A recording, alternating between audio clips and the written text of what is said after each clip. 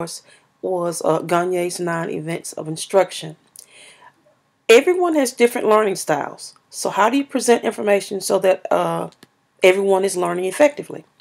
And when is it appropriate to offer feedback or ask for a demonstration of skills or to ensure that the students understand your message? Gagne developed 9 levels of learning, which provided a step-by-step approach that would help students to get the most from their learning opportunities. Robert Gagne was an educational psychologist who pioneered the science of instruction in the 1940s. His book, The Conditions of Learning, was first published in 1965, and he also had 4 different editions of this book, The Conditions of Learning. And in this book, it identified the mental conditions that are necessary for effective learning. Gagne created a 9-step process that detailed each element required for effective learning. The model is useful for all types of learning. Okay, the first one is starting at the bottom. It's to gain attention. Then you have inform the learner of the objectives, stimulate recall of prior learning, present stimulus material, provide learner guidance, elicit performance, provide feedback, assess performance, and enhance retention and transfer. Now, let's look at each one individually. Gain attention. In this very first step, this is where the learner you must capture their attention. You have to use different elements like multimedia, scenarios, problem statements. Multimedia programs begins with some type of animated title screen and accompanied with sound effects or music. This auditory and visual stimuli will capture their attention. An even better way to capture their attention is to start the lesson with a thought-provoking question or an interesting fact, which piques their curiosity, and their curiosity motivates the student to learn. The next one, event number 2, is inform the learners of the objectives. Early in the lesson, the students should encounter a list of the objectives, whether it's 1 or 2 or how many. This initiates the internal process of expectancy and helps to motivate the learner to complete the lesson. These objectives should form the basis for assessment and possible certification as well. Now, typical learning objectives are stated in the form of the learner will or the student will, or upon completing this lesson, you'll be able to.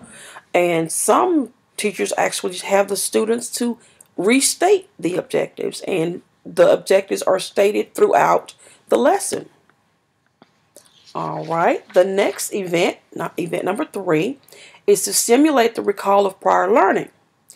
Associating new information with prior knowledge can facilitate the learning process. It's easier for learners to encode and store information in their long-term memory when they can link it to a personal experience or knowledge. Now, a simple way to stimulate recall is just simply ask questions about their previous experiences and understanding of previous concepts or a body of content.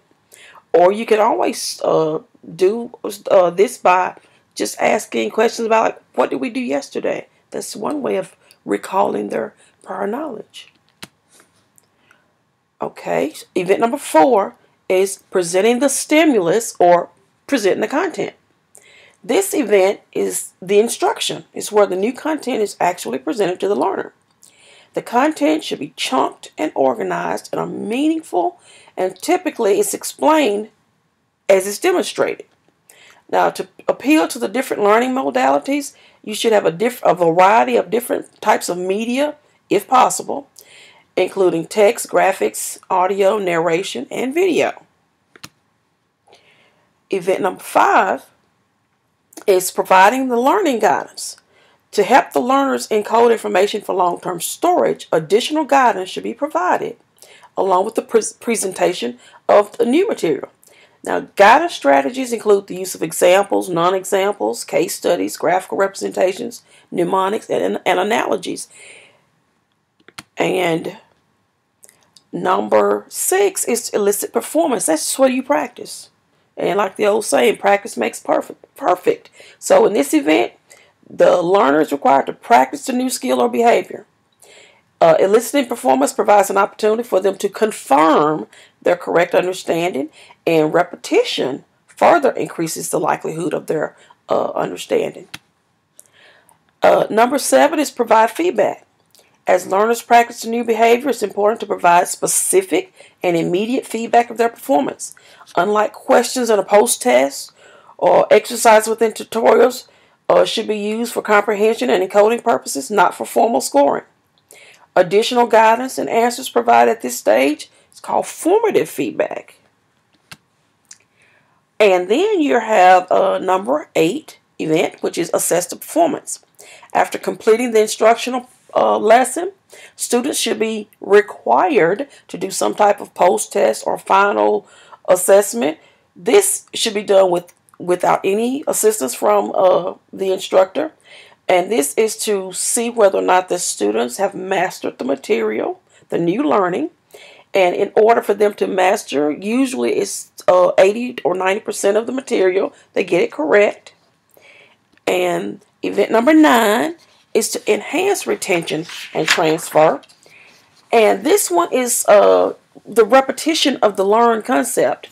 It's a tried and true means of adding retention that helps them to learn it and to remember it.